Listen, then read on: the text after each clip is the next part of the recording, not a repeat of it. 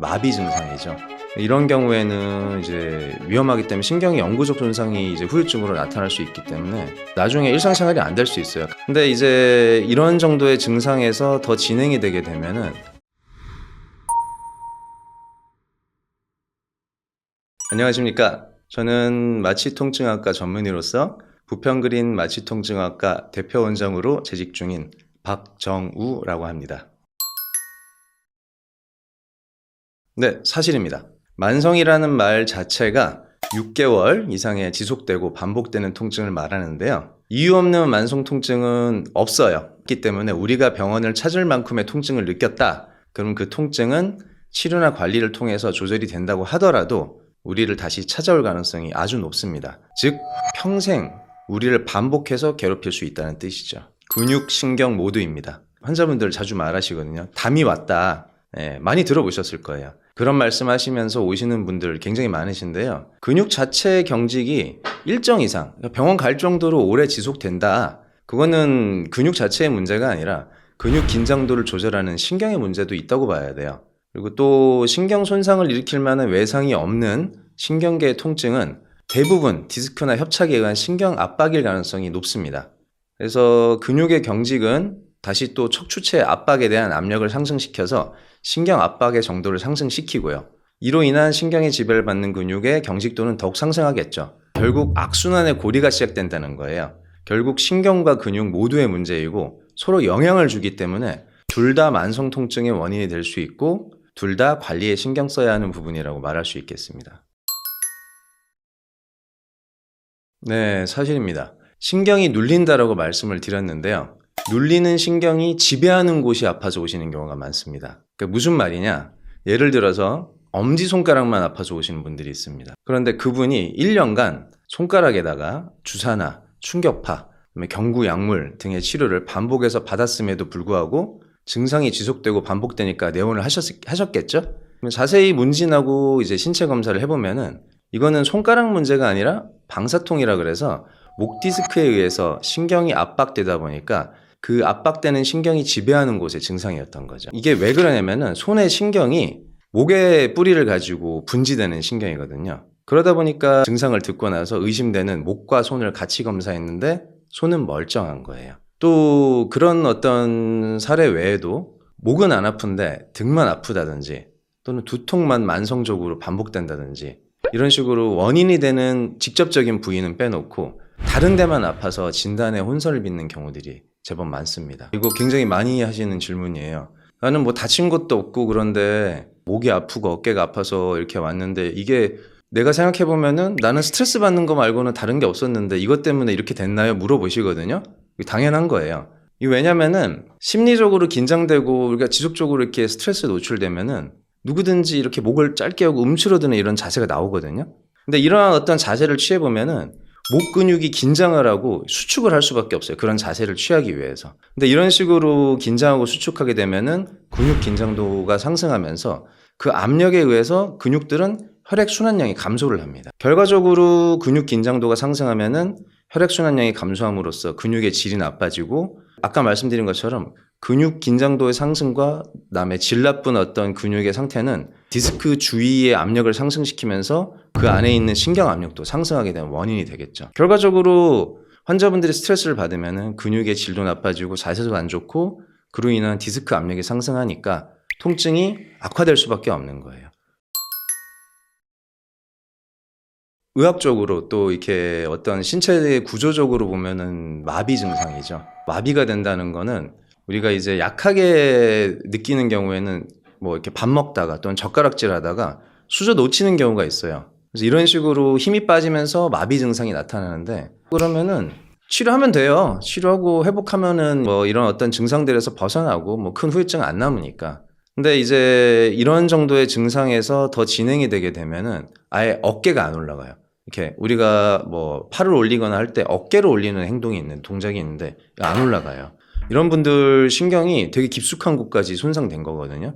그래서 이런 분들은 이제 위험해 보이니까 MRI 촬영을 권유하고 MRI 촬영해 보면은 신경이 눌려서 MRI 상에서 까맣게 신경이 다 죽어 있는 모습이 보입니다. 이런 경우에는 이제 위험하기 때문에 신경의 영구적 손상이 이제 후유증으로 나타날 수 있기 때문에 나중에 일상생활이 안 될 수 있어요. 감각도 사라지고 또 심하면은 아예 이렇게 팔에 힘이 잘 안 들어가서 일상적인 생활이 불가능하죠. 그래서 그런 경우에는 얼른 감압을 하기 위해서 디스크 절제술을 시행한다든지 이런 거를 시행해야 되는 경우가 있습니다. 이런 경우 많이 안타깝죠. 근데 진짜 위험한 거는 저는 따로 있다고 생각을 해요. 어떤 병에 대해서 적절한 치료를 하고 관리를 해야 되는데 그런 부분들에 대해서 본인이 바빠서 그럴 수도 있고 아니면은 어떤 위험성에 대해서 아직 와닿지 않아서 그럴 수도 있는데 일시적인 증상 완화에만 초점을 맞추고 장기적으로 이렇게 관리하기를 거부하시는 경우도 있어요. 또 그 외에는 이제 그런 부분들에 대해서 성의 있게 이제 설명을 듣고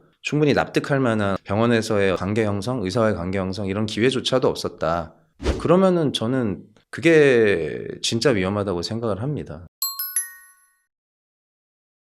정확한 진단적인 측면에서는 아까 말씀드린 것처럼 증상이 실제 병변의 원인이 되는 부위랑 전혀 다른 곳에 있어도 그걸 이해하고 또 그런 어떤 치료를 진행할 수 있는 환자분들이 납득할 수 있는 근거를 가지고 설명을 하고 그런 식으로 진행함으로써 환자분들이 치료받을 용기가 생기도록 노력을 많이 하고요.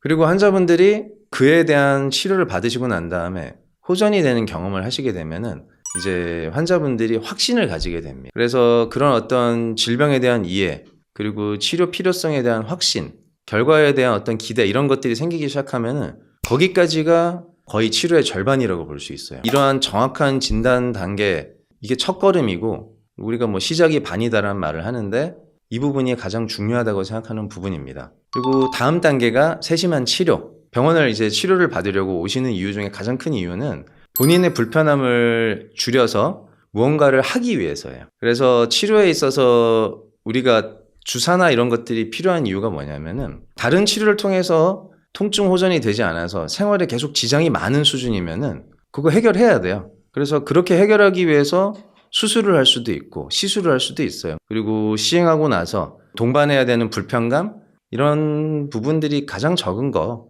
통증을 완화시키기 위한 치료 중에서 그나마 그래도 피해가 적은 게 주사가 될 수도 있어요. 그래서 이런 식으로 환자분들의 어떤 불편함을 이렇게 호전시키고 그로 인해서 뭐 생산활동을 하고 또 필요한 어떤 일상적인 생활을 영위할 수 있도록 하기 위해서 통증이 일어나는 병소가 되는 원인 부위에다가 정확하게 입증되어 있는 어떤 주사나 이런 치료를 시행을 하게 됩니다. 그 외에는 치료 부분에 있어서 주사만 하고 지낼 수는 없어요. 환자분들이 생활을 이렇게 시행하는 데 있어서 큰 불편감이 없을 정도로 통증이 어느 정도 조절되면은 환자분들의 어떤 근육의 회복을 돕도록 해서 근육 긴장도나 또는 근육 양, 그다음에 근육의 밸런스 이런 것들을 맞춰서 체형이 좋고 또 혈액순환량도 늘어나고 통증을 유발할 만한 근육 긴장도가 생기지 않게 하기 위해서 물리치료적인 기계들을 활용하거나 또 도수 재활 치료를 통한 근이완, 스트레칭, 재활 운동 교육 이런 것도 실시를 많이 해야 합니다. 속칭 뼈주사 이게 문제가 뭐냐면은 결국 통증 또는 염증 반응 이런 것들이 이제 신체에서 일어나는 거는 이유가 뭐냐면은 상처에 대해서 통증을 통해서 방어를 하고요. 그러니까 사용을 안 하고 자극하지 않게 방어를 하고 염증 반응을 통해서 회복 반응이 일어날 수 있도록 하는 일종의 방어 체계인데 이런 방어 체계를 무시할 수 있을 정도로 주사를 강하게 또 통증이 있으면은 찍어 누르는 거죠. 이렇게 반복적으로 하다 보니까 그렇게 되면은 그 자극들을 계속 반복해서 가하는 거죠. 그럼 연골도 손상되고 연골이 다 녹아내리고 나면은 뼈까지 이제 맞닿거든요. 그럼 뼈가 이제 녹아내리는 거죠. 달아 없어지는 거죠. 그 정도로 이렇게 병이 진행되는 경과를 보이게 되는데 그거를 뼈가 녹아내리니까 뼈주사다. 이런 말을 이제 만들어서 하게 된 거죠. 제가 이렇게 환자분들을 다른 데서도 치료 많이 하고 오시고 이런 분들도 많은데 여러 가지 치료를 장기간 받았다고 하더라도 신체 검사해보고 초음파나 이런 걸로 인대, 뼈, 연골 상태 이런 거 다 확인해봐도 생각보다 요즘 그런 부정이 그렇게 많지는 않아요. 요즘은 환자분들이 치료, 병에 대한 인식, 그다음에 자기 건강, 자기 신체 상태에 대한 관심도가 워낙 높아지고 또 정보도 많기 때문에 요즘은 환자분들이 무조건 통증 조절 안 아프게만 해주세요 이런 분들이 되게 드물기는 해요. 굉장히 적어요. 그래서 환자분들도 내 어떤 병에 대한 인식을 하고 그 부분을 이렇게 재활, 강화시키기 위해서 어떤 식으로 노력해야 되고 또 그런 부분들에 대해서 교육받고 집중하고 싶어 하시는 분들이 되게 늘어나고 있어서요. 요즘은 병원들도 무조건 통증 완화, 기어온 분들도 그냥 벌떡 일어날 수 있게 해드립니다. 이런 거보다는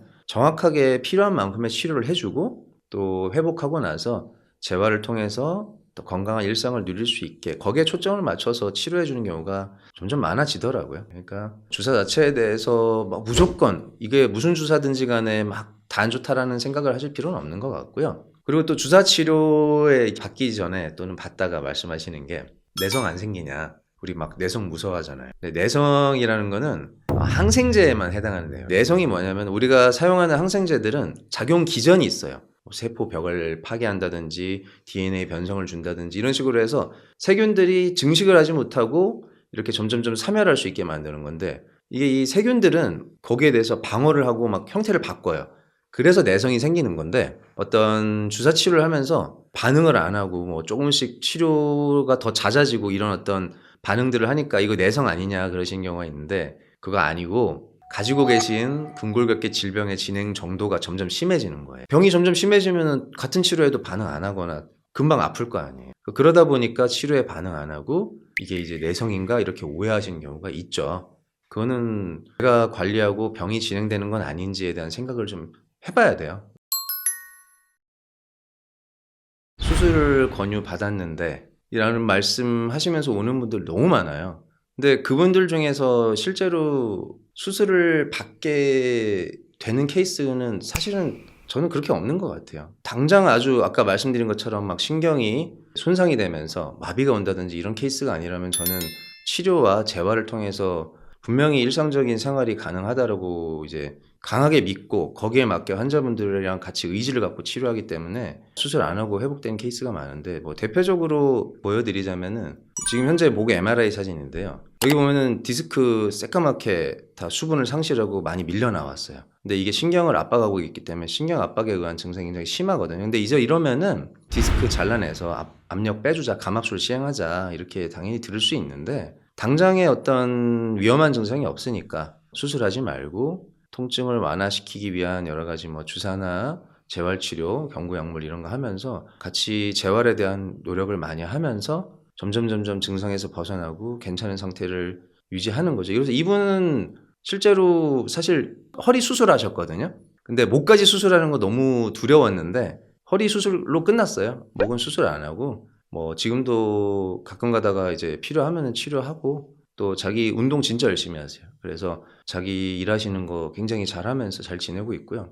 또 허리 MRI인데 이분은 다리 절면서 왔어요. 일을 노동을 하시는데 일을 도저히 할 수가 없어가지고 한 달 정도 일단은 일을 쉴 수는 있으니까 그 사이에 좀 많이 호전시키면서 여러 가지 내가 나중에 일을 다시 하고 수술은 안 하고 싶다는 강한 의지가 있어서 환자 의지가 되게 중요하니까 그래서 치료 잘했어요. 그래서 지금은 일도 잘하시고 그다음에 뭐 여러 가지 통증에 대해서도 일 쉬거나 하실 때 필요할 때 오셔서 치료하고 잘 지내고 계십니다. 또 요분 이제 무릎 초음파인데 이게 뭐냐면은 무릎 내부에 물 찬다는 얘기 들으셨죠? 이거 물 잔뜩 차 있는 거예요. 그리고 MRI 제가 이 촬영한 거 보면은 연골 손상돼서 다 밀려 나왔거든요. 그래서 인대가 이렇게 위로 다 밀어붙여져 있는데 당연히 수술 권고 받았죠. 근데 지금 현재 초음파 사진 보시면은 물 찬 거 다 사라졌고요. 연골 상태가 갑자기 막 좋아지진 않아요. 지금도 연골 상태는 안 좋지만 무릎 주위에 있는 근육 발달시키고 그다음에 치료에 대한 반응 좋아가지고 현재 통증 없이 이분 많이 걷는 일 하시거든요. 일 잘하고 잘 계신데 한 달에 한 번 정도 오세요. 그래서 한 달에 한 번 정도는 조금 더 강화시키고 재활 잘하고 있는지 뭐 혹시 안 좋아진 부분 없는지 뭐 경과 관찰하고 있는 분입니다. 수술 안 했죠. 세 가지 케이스다. 되게 힘들어하세요. 막 연휴 이럴 때 아프면은 진짜 아프면은 뭐 아무런 어떤 진짜 생각이 안 나요. 사람이 너무 아프니까. 그래서 이럴 때 통증을 일단 좀 완화시키기 위해서 진통 소염제 집에 이렇게 상비약으로 좀 갖고 계실 텐데 또는 타이레놀 이런 거 드시는 거 나쁘지 않아요. 근데 이거는 이제 약효가 떨어지면 어차피 병소가 그대로 있기 때문에 다시 아파지거든요. 그래서 제가 아까 말씀드렸지만 근육을 이완시키는 것만으로도 악순환의 축이 되는 부분을 하나 잘라주는 거기 때문에 근육을 이완시키는 게 중요해요. 그래서 근육들 아픈 부위 있잖아요. 목이나 뭐 승모, 그다음에 어깨 주위 근육 이런 데다가 등이나 이런 데다가 따뜻한 찜질 뭐 아침 저녁으로 한 20분에서 30분 정도 이렇게 하시는 거 분명히 도움이 됩니다. 혈액순환이 늘어나기 때문에. 근데 이제 저는 뭐 운동을 계속 권하는 의사다 보니까 만약에 목이랑 어깨가 이제 막 너무 아프다 그러면은 집에 세라밴드 같은 거 있는 경우 많거든요. 그래서 당겨서 등 운동 해주는 거 제가 되게 많이 권해요. 등 운동을 하게 되면은 등 근육이나 또 이게 날개뼈 주위에 있는 근육들이 이렇게 움직임을 가져가면서 이렇게 활성화가 되는데 여기 근육들이 목이랑 연결되어 있어요. 그래서 목 주위 근육도 활성화가 되거든요. 그래서 근육이 수축하고 이완하면서 근육 자체의 질도 좋아지고 혈액순환량도 늘어나고 그리고 근육이 적당한 텐션을 가지면서 자세도 좋아지거든요. 그래서 오히려 목 주위 근육이 풀리는 경우가 많아요. 그러니까 아프면은 나 거기 안 쓰고 가만 누워 있을래 이런 경우 많은데 그렇지 않아요. 오히려 그 근육을 써주고 좌우를 균일하게 운동해 주시는 거 그런 게 훨씬 더 도움이 되지 이렇게 아프다고 누워서 2박 3일간 있었다 이런 거는 전혀 도움이 되지 않습니다. 컴퓨터나 핸드폰 이렇게 많이 하고 거기에 집중을 하기 때문에 하다 보면은 어떻게 되냐면은 컴퓨터하고 핸드폰 하다 보면은 이렇게 되는 경우가 많아요. 등이 구부정하게 빠지거든요. 등이 빠지는 자세는 다 안 좋아요. 이게 목의 각도가 등의 각도에 의해서 결정이 되거든요. 그래서 등이 빠지면은 이게 균형을 잡기 위해서 턱을 내밀면서 이런 식으로 자세가 나오고 등이 빠지지 않게 바른 자세를 취하면은 균형을 맞추기 위해서 자연스럽게 목의 각도가 건강한 어떤 각도로 이렇게 유지가 되거든요. 그래서 어떤 컴퓨터나 핸드폰하고 그럴 때 집중하면서 이렇게 통증에 둔감해져 있다 보니까 자세 무너졌는데도 잘 모르고 있는 경우가 많아요. 그래서 그런 것들에 대해서 항상 좀 경각심을 가지고 그런 자세 안 하려고 하는 게 좋죠. 근데 그런 말씀들을 하세요. 그럼 바른 자세 어떻게 취하면 돼요? 막 이런 거 많이 물어보시거든요. 근데 바른 자세 알려준다고 바른 자세 안 나와요. 바른 자세 잡고 싶으면은 그 자세 잡는 근육이 적당한 근육량과 좋은 질을 확보를 하고 있어야 돼요. 그러니까 평소에 운동을 통해서 근육량도 확보하고 바른 자세가 내 몸에 이렇게 잘 학습이 되고 습관화될 수 있게 평소에 근육 운동을 많이 해야 자세가 내 의지랑은 상관없이 이렇게 일정 이상 무너지지 않는 그런 어떤 좋은 형태를 유지할 수가 있습니다. 또 이제 뭐 아프면 마사지 받는 경우 되게 많으세요. 마사지 받는 거는 괜찮은데 이게 또 아프고 막 많이 받는 분들 점점 강하게 받고 싶어 하거든요. 그래서 엄청 세게 받고 오세요. 그래서 그분들 보면은 막 멍 다 들어있어요. 막 뻘겋게. 근데 멍든다는 건 피난다는 얘기거든요. 그래서 근막이 다 망가지면서 피하에 출혈이 나가지고 막 뻘겋게 되어 있는 분들, 멍들어서 오는 분들이 있는데 마사지 받을 때 부드럽게 받으셔도 근육 다 풀리니까 전체적으로 어떤 체형을 유지하는 근육들은 넓게 퍼져 있기 때문에 특정 부위만 세게 받지 말고 넓은 근육들을 전체적으로 부드럽게 지그시 받으시고 오시는 게 좋습니다. 또 이게 그런 말씀들 하세요. 나는 바로 누워 자니까 더 힘들다 뭐 그러는데 바로 누워서 자야 되는 거 아니고요. 그냥 편하게 주무셔도 돼요. 옆으로 자도 되고 아무렇게나 편하게 주무셔도 되는데 엎드려서 주무시지만 않으면은 목에 큰 무리는 안 가요. 그러니까 주무시는 거는 편안하게 그냥 내가 원하는 어떤 자세로 주무셔도 상관은 없습니다. 아예 이렇게 침대에 너무 오래 쓰시거나 매트가 안 좋은 거 써서 푹 꺼지는 침대 이런 어떤 기능을 상실한 침대를 사용하는 거 아니면은 뭐 크게 상관없고요. 또 이렇게 베개 중에서 막 목침 막 엄청 높고 막 딱딱하고 이런 목침 같은 거 사용하시는 거 아니라면은 크게 상관은 없어요. 문제는 이제 베개 뭐 침대가 아니라 문제가 내 몸이죠. 예, 그래서 환자분들 오시면은 베개를 내가 막 대여섯 개씩 갖고 있다. 점점 좋은 걸 찾다 보니까 점점 가격이 올라가지고 내 베개 중에 하나는 막 수십만 원짜리다. 이런 말씀 하시는 분들도 있어요. 근데 베개나 어떤 침대가 그렇게 영향을 많이 주면은 좋은 베개 쓰시면 병원을 이제 오실 일이 없었어야 되는데 그게 아니죠. 그러니까 결과적으로는 내 몸이 건강한 상태를 이렇게 유지할 만큼 변화가 있지 않기 때문에 병원에 오시게 되고 아직도 환자로서 병원에 다니시는 거지 적당한 탄력을 가진 친구라면은 크게 문제가 없습니다.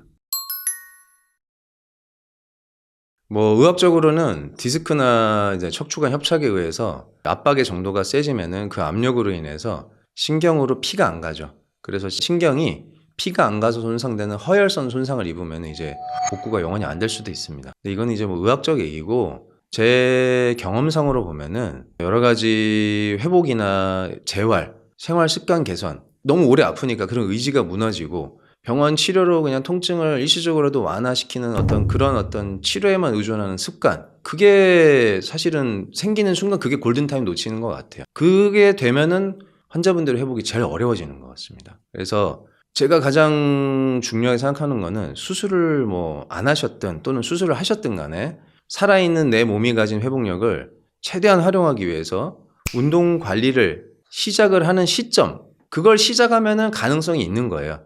그래서 완전히 망가지기 전에 그걸 시작한다 그러면 골든타임 안 놓친 겁니다. 근데 그런 의지도 없고 나는 도저히 안 된다 막 스스로를 막 이렇게 굉장히 가두고 그다음에 나는 뭐 이렇게 잠시 치료를 통해서 아픈 것만 벗어나면 됐다. 이런 어떤 이제 관념이나 생각, 치료에 대한 인식을 가진다. 그러면 이제 회복 어렵죠. 골든타임 놓치는 건 그때예요.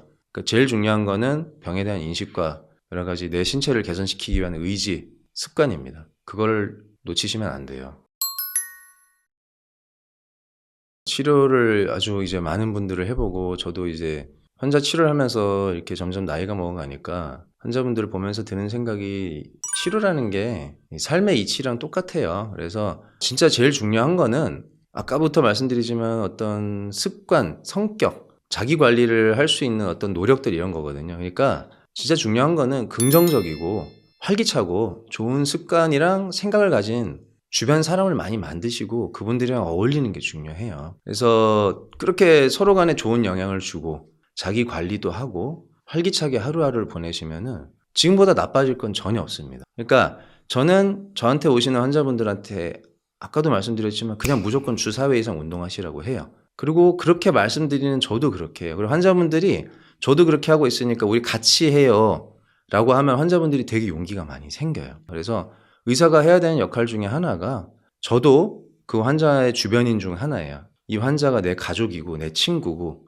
그렇다고 생각을 했을 때는 좋은 영향을 줄 수 있는 주변인 중에 저가 하나가 됐으면 하는 바람이 있는 거죠. 그러니까 저도 그래서 같이 운동하고 노력하는 거거든요. 그게 제일 중요한 겁니다.